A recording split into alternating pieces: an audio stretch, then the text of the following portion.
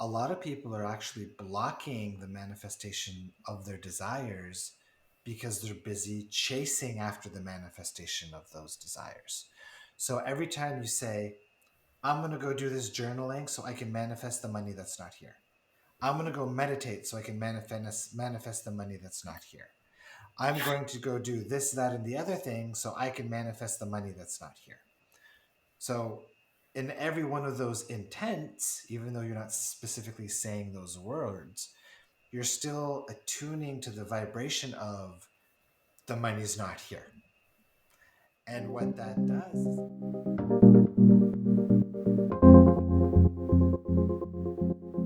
all right, welcome to Change Your Reality. I'm your host, Nick Breau, and today we're doing a segment called 5 Questions. This is where we bring in one of our audience members in for a Q&A style conversation based on 5 questions that they have prepared. Today we are talking to Miss Ashna. How are you doing today, Ashna? I'm really good, thank you. Good, and you're somewheres in the United Kingdom, I believe. Yeah, in London, Yeah, just and outside London. cool. And you're another one of our collective members, which we always love having on here with us. So, do you want to fill us in a little bit on your background? How long have you been studying the world of spirituality and personal development? I think it's been about 4 or 5 years. I got into this magical world. I'd hit rock bottom in my life, and I just knew something had to change. I didn't know how to change it, and I just got into yoga and meditation, which was the start. And while I was on a retreat, someone said, "Here, read this book," and it was Eckhart's Power of Now. And for me, it was just the start of that journey. And it was jaw dropping. I was reading it and just like, oh my God, oh my God, oh my God, oh my God. And it just kind of, that that was it. It just it just sort of lit It that really fire, sparked and something. Yeah, it did, yeah. And then I got into doing work on consciousness, the unconscious behaviors, and I started training with Ryan Pinnick as part of his Super Genius, where I got certified to coach and loved it. Got more into law of attraction, and ended up in your collective, and it just gets better and better. it does, doesn't it? When that momentum starts to build. And it's funny how it always takes that kind of, I mean, not always, but oftentimes the entry point to this whole world is that one big piece of contrast, that one life Yes, shaking event that kind of makes us go seeking answers. yes. And that journey, once we step onto that path, never really seems to end. It just keeps getting deeper and deeper down the rabbit hole in a good way. Yeah, totally. And everything just appears at the right time. I knew I wanted something and the book appeared. I knew I wanted more and the teacher appeared. And it was just like, Absolutely. Yeah. It's that when you're ready. that famous quote, when the student is ready, the teacher will appear. Yeah. And it's funny because I think the teacher is always appearing for everyone all the time, whether it's a physical, literal teacher or some other form of teacher. And it's all about Yeah. having the awareness of understanding that the circumstance is here to show me something about me and my Yeah. evolution. And most people aren't aware of that. Yeah. Um, And recently I've learnt that sometimes my son is my teacher, which, because your children can teach you stuff, right? And that's Absolutely. been quite an eye-opening event. Absolutely. I hear you on that one. With a 10 and a 12-year-old, I could absolutely relate to what you're saying there. Yeah. Um, Perfect. So you've got some questions lined up? Yeah, I do. And sort of similar to that. So I was thinking back on my journey, and it's interesting you asked me about that. But what I was going to ask you was, what advice would you give to someone at the start of their journey, and what should they expect? Because it's difficult to explain sometimes, especially when I'm coaching, but you have to be honest about it, I feel, because it's not always pleasant. So how would you summarize that? Yeah, I think I mean, the answer would be dependent on really what that person is looking for. right? Because when we say starting on this journey, that can mean so many different things for so many people. Um, One of the key things that I like to share is that success in this world, so the expansion, the learning to manifest, learning to be happy, it's not as complicated as people think it is. Under the spiritual umbrella, there's so much there. There's Reiki and energy work, and there's the chakras, and there's opening your third eye, and there's affirmations, and there's thousands of different modalities. And what I see is people are often looking for the one thing and seeking the one thing that they believe is, that magic button. And once they push it, then everything is going to be smooth sailing and everything is going to show up in their lap like a genie in a bottle.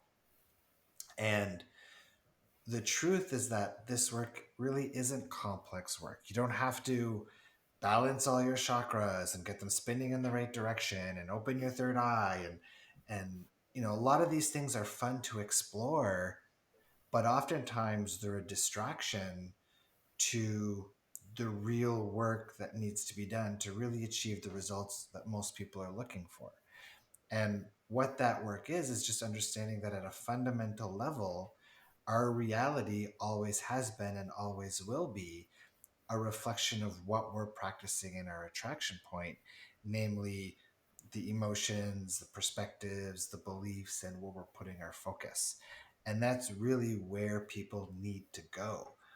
And I think even the first step into that is exploring emotions at a deeper level, letting people realize that negative emotions, even though they're heavy and uncomfortable, they're not something that you're powerless to. They're not something you're stuck with your entire life. You're not something that you even have to be afraid of, even though a lot of people are afraid to look at these things. And it's by looking at these things that and learning the tools to shift these things that really those are the things that's what empowers us the most to live a better reality, both in the way we feel and in the realm of co-creation. That's Does that great.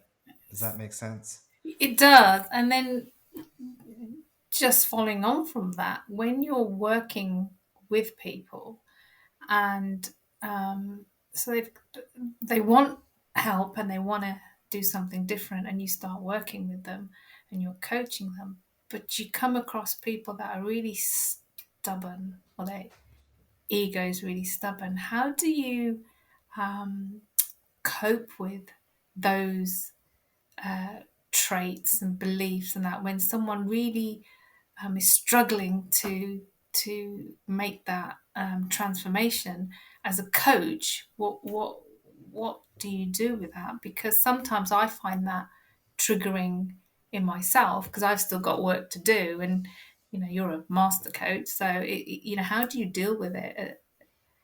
When you Yeah. come across that. What you're talking about is what I would call somebody who's just simply not in the receptivity mode, not in the receiving mode. And for me as a coach, I understand that if somebody is not in the receptive mode, you cannot force somebody into the receptive mode. So you can only help someone as much as they allow themselves to be helped. And even if somebody doesn't want the help or is disallowing of the help or disallowing of that receptivity mode, that's still a valid exploration.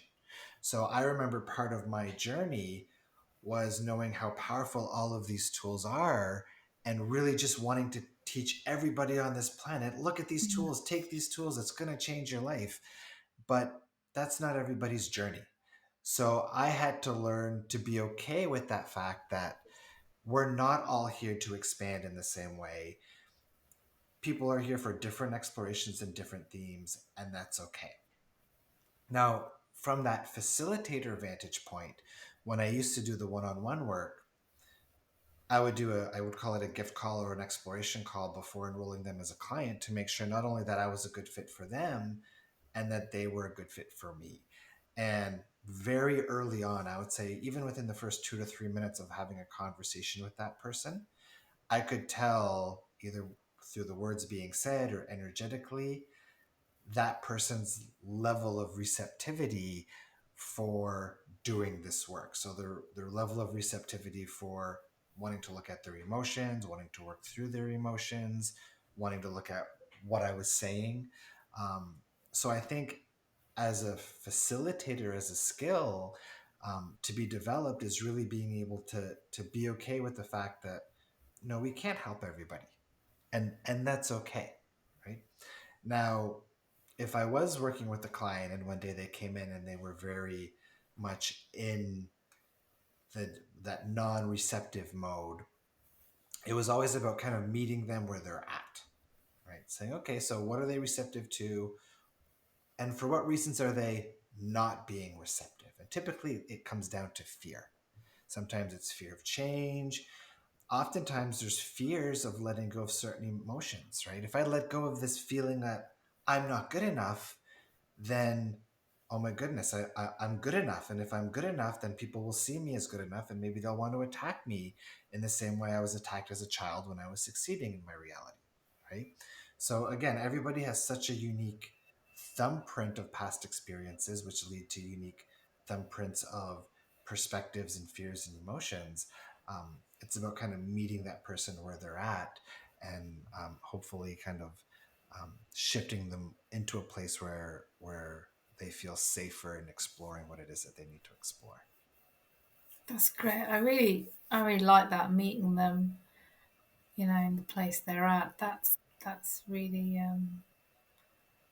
I have to remember that because Yeah, that's important when you're coaching people, right? yeah, and I mean, not everybody again is a lot of people think they want change, but there's a deeper part of them that really doesn't. And like I said, you have to meet somebody where they're at and not push against the fact that they might not want to change and be okay with the fact that they might not want to change and that that's okay. Cool, thank you. Um, Another question I was thinking about, um, and I'll just quickly check my notes. So, when you talk about vibration and that we always have a choice of, what you want to practice, you can practice not good enough, but you can equally practice good enough. And I just wanted to talk about that a little bit. Sometimes when you're highly triggered and in a low vibration, trying to shift that and choose the higher over the lower can be quite challenging. Um, can you talk a little bit about Yeah. that? So really, I think that the I don't want to say better way because nothing is truly better, but a good way to compare these emotions, positive versus negative, is to first understand that both positive end of the stick versus negative end of the stick of an emotion, like good enough versus not good enough, both of those emotions are equally available. So one emotion is not any harder to tune into than the other emotion from kind of a neutral state. But what happens is, again, typically through childhood, as we grow up, we pick up our negative programming, we pick up our perspectives, which then fuel one of those two ends of the stick. So if growing up, I've got a very judgmental and criticizing parent who's always making me feel like I'm not good enough, then both consciously and subconsciously, I'm going to form beliefs and perspectives that fuel the not good enough end of that stick. So both emotions are always accessible at all times. They're just energies, right? However, because we hold that programming, that perspective of I'm not good enough because of what dad told me as a child, or because my teacher made me feel and believe that I was not good enough as a child, then that programming automatically reinforces the negative end of the stick, which then kind of defaults us or makes us habitually tune into that negative emotion. It's like Abraham Hicks says, emotions are our guidance system. And the way she explained it, she says, emotions are guiding you to let you know that what you believe is either in alignment or in disalignment with source. And I agree with that. So when you're feeling good, when you're feeling positive emotions, then your beliefs are in alignment with source, your inner being. When you're feeling negative emotions, then your beliefs are a mismatch or in disagreement to what your inner being or source, which is unconditionally loving, would truly believe. Now, I like to take it one step deeper because not only are those emotions telling you whether you're in agreement or disagreement with what source believes, but they're also getting more specific than that. So if you've got an emotion of not good enough, then there's a specific belief fueling that negative emotion. A negative emotion or positive emotion, any emotion really, cannot exist without an underlying belief or perspective. Oftentimes, those beliefs and perspectives are subconscious outside of our awareness because they were maybe formed a long time ago and we forget about those incidences in childhood. But if I've got an emotion of not good enoughness, if you can get out of your head and simply ask the question, I feel that way because, most of the time, a perspective will come up. And if you can invalidate that perspective, if you can reframe that perspective, if you can work your way out of that perspective and realize that this is not valid, once you shift out of that perspective, that emotion will shift too. And that's kind of the foundation of how this belief tree process works that we use so much in the collective. That's brilliant. Thank you. Yes. Yeah. So all that to say is that if you're dominantly sitting in negative emotions on a certain topic, then there's a reason for that. There's underlying perspectives and beliefs anchoring you towards that negative emotion. And when you work through that negative emotion and the underlying beliefs and perspectives, then it's much easier to reach for that positive side of that emotion, that positive set point. And when I used to do the one-on-one work, it would take about maybe 6 to 8 weeks to work through the dominant negative emotions that people are holding. And once you work through those things, you wake up feeling so much lighter. Being in alignment gets so much easier. Um, it's like that baggage is no longer weighing you down on your shoulders anymore. Yeah. Brilliant. That's great. That's made me feel lighter. And just think, just that expanding on explaining, how that's available to you. Um, a question about the receiving mode that you mentioned earlier. Um, Sometimes I find it difficult to get into the receiving mode. So can you talk a little bit about how we do this with ease and not make it as an effort? Because I find there's a fine line between wanting to feel something with ease and then turning it into a need. And, before you know it, the attachment to outcome creeps in and, the ease suddenly doesn't feel as easy. Yeah, so let's talk a little bit about excuse me, the mechanics of the receiving mode, and then we'll get into kind of what hampers that receiving mode. So the analogy that I like to use is a sponge. So when you take a sponge and you compress it as much as you can, that sponge becomes very dense and it's got very little room or very little ability to absorb any water. Now, if you completely expand that sponge as big as that sponge can get, it's more open, it's lighter, it's kind of fluffier, and there's more room for it now to allow a lot more water to be absorbed by that sponge. So, as humans, our energy field kind of acts the same way that that sponge does. The more open and expanded that our energy field is, the more we have the ability to let in, to receive, whether it's impulses, whether it's intuition, whether it's even manifestation. But the problem is that most people are living not with an open energy field, but they're living very closed up. They're living in a very dense state. So the question is, what's closing people up? Why are people so tense and rigid with the shrunk energy field all the time? And that's because most people are dominantly living in a state of overwhelm, of stress, of pressure, of fear, of efforting. And you can tell how open your energy field is and how much you're in the receptive mode simply by tuning into your physical body. So if you kind of just, as you listen to this episode, if you just kind of relax in your chair and close your eyes and take a nice deep breath in, check and see on a 0 to 10 scale, 10 being extremely tense, 0 being completely relaxed, how tense am I in my body? And when you ask this question to people, most people are somewhere on a 5 to 7, maybe even 8 on that scale. Most people, and I suggest that you check this, randomly throughout the day. Just check in and see how tense am I in my body. We have been so used to being in a state of tension and stress and overwhelm. Sometimes it's anxiety and fear. Sometimes it's just deadlines and having coworkers at work that are on your case all the time. So when we're in that state all of the time, it becomes our default, right?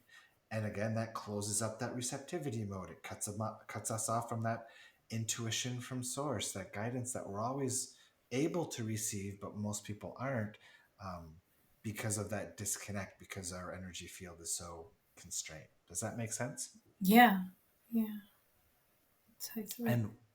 And when we work on those negative emotions that we just talked about a few seconds ago, that also opens up our energy field, because when you're feeling maybe not good enough or angry all the time, again, that's congruent to those tight, tense states of being. One of the favorite kind of vibrations I like to tune into, I call it vacation mode. Right? I love that feeling of being at the beach at a resort, laying by the ocean, sipping on some mojitos, just being completely relaxed. That's a state of being, right? That's a state I've bookmarked called that vacation mode. And Mm. when I feel like it, I'll just sit on the couch and I'll sit there maybe with my coffee, or I'll stare out the window at the ocean here and I'll just relax into that feeling. And I can just feel my whole body just melt with relaxation. And I know that in those instances, I'm in that pure feeling of receptivity. That's brilliant. That's really good. Thank you. Um, Next one. So this is something I experience sometimes. So some of my beliefs are more stubborn than others, yet sometimes that stubborn belief, I can overcome it or transcend it easily. Um, and quite unexpectedly, I'll be just like, okay, that's fine, and I can sort of get past it. But then that same belief can pop up again, and it's difficult to get past. So the same belief I can deal with differently. And I sometimes wonder what's going on with our belief system, why it's so volatile. It's the same belief and emotion, but in different Yeah, situations, I deal with it I, differently. I Is love that, this question, and this takes us again back to that belief tree process. And something that a lot of people experience is they'll go maybe for a Reiki session or a theta healing session or an access consciousness session, and they'll work on an emotion, and then they feel like that emotion is gone, and then 3 weeks later, they're right back in it. So earlier I explained kind of the dynamic of emotions, how emotions work, how you cannot have an emotion without an underlying belief or perspective that fuels that emotion. So some emotions, and again, it's different for all people, you might have an emotion such as not good enough. And under that emotion of not good enough, there might just be one perspective there. And if you work your way out of that one perspective, then that not good enough feeling will probably go away for a very long time unless you do something or pick up a new belief that might bring it back. Now, another emotion for you, like, let's say stuckness, it might have 8 different perspectives underneath that emotion. And in your belief tree session, maybe with me and the collective, if we get rid of 4 of those branches, it might go away a little bit for now. And then those 4 other branches, those 4 other perspectives still anchor that emotion in place. So with every one of those branches, with every one of those perspectives that you clear slash delete slash remove, that emotion is going to get lighter and lighter. But until you work through all of the underlying perspectives and all of the branches that are anchoring that emotion in place, then it's probably still present in your emotional baggage and in your vibration. So in your clearing work, when you're working through a specific emotion, you want to make sure you clear out all of those underlying branches, not just kind of 1 or 2 of them, if you want that negative emotion to kind of leave you alone on a more permanent level. Brilliant. That makes sense. And yeah, I can relate to when you're working on that stuff, different stuff just pops up and keeps branching out. But I couldn't quite connect, what was going on there. That it was easier in the past, and now it's come back, and I'm sat with it and Yeah, realize, and oftentimes, especially as a facilitator, where we know these tools and these processes, because it's our own stuff, we're kind of stuck in the energy of the problem of it. And it's much harder to see the solution or identify, what's that pesky perspective that's hiding from me saying to anchor this negative emotion in place. So oftentimes, by working with another facilitator or somebody else that's really good at holding the energy of the solution, they're coming in with an outside perspective. And they can ask those probing questions in a way that we're not so much in our mind about it, which helps identify those things a little bit easier, we'll say. yeah, yeah. Um, I've got another question. It's a bit topical, and I don't know how we're gonna how you're gonna answer this. I was watching That's the okay. We'll play. news. I was watching the news, and of course, there's a lot in the news about Ukraine, and it got me thinking about dictators and dictators over time, and what level of unconsciousness or beliefs goes on with people who in our history are so strong at whatever it is, to the point where people follow them, and they get all this collusion with the masses and create this chaos. I was just wondering what your take is on people like that, in what's going on there with these people. Yeah. Well, I mean, what I enjoy about this work is the understanding and the knowingness that all of our desires and all of our behavior is basically rooted in our own internal programming. So everything that we desire is rooted in how we want to feel. So some people who choose to be dictators are compensating for their inner emotional turmoil, which probably relates to lack of control or powerlessness or emotions that relate, you know, to those things specifically. So it's funny because what comes to mind was a meme that came through earlier this week that I saw, which said something like, it had a certain dictator's name and it said, this is what happens. Men would rather go to war than they would to go to therapy and deal with their emotions, right? Which is kind of true, right? Because all true turmoil is our own inner demons, our own emotions, and when we do things to want to hurt other people, it's not because we are naturally driven to wanting to hurt other people. It's because of our own inner programming and our inner turmoil finds soothing for some reason in causing pain for others. Yeah, interesting. I And find it's and it's unfortunate. It's a very unfortunate part of the human experience.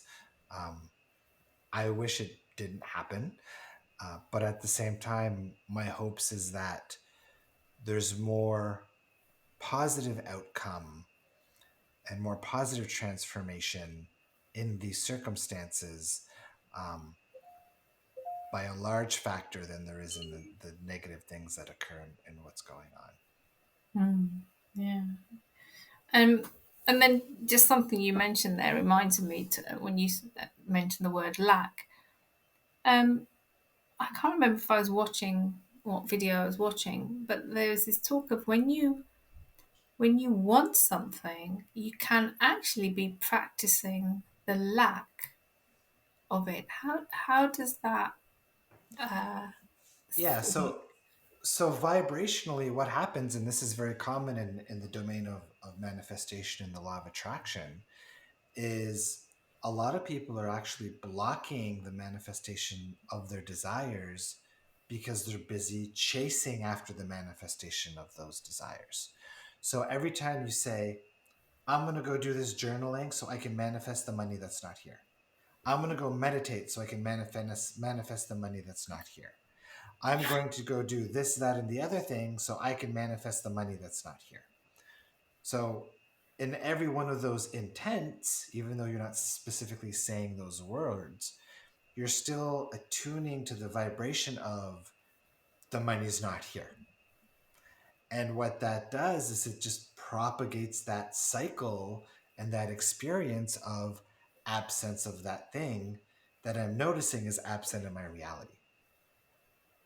so it can be quite easy to just keep spiraling until you get that awareness, I guess, that that's what you're doing. Because I remember last year I was trying to manifest a house to move to, and I just couldn't. And I was like, well, I'm doing this and I'm doing that and I'm doing all the things I'm supposed to do, and it's in my version 2.0. But actually, I was not. I wasn't manifesting anything, but I couldn't put it together. I couldn't understand where I was going wrong with that approach, and it would create more frustration because it's like, okay, now this doesn't work.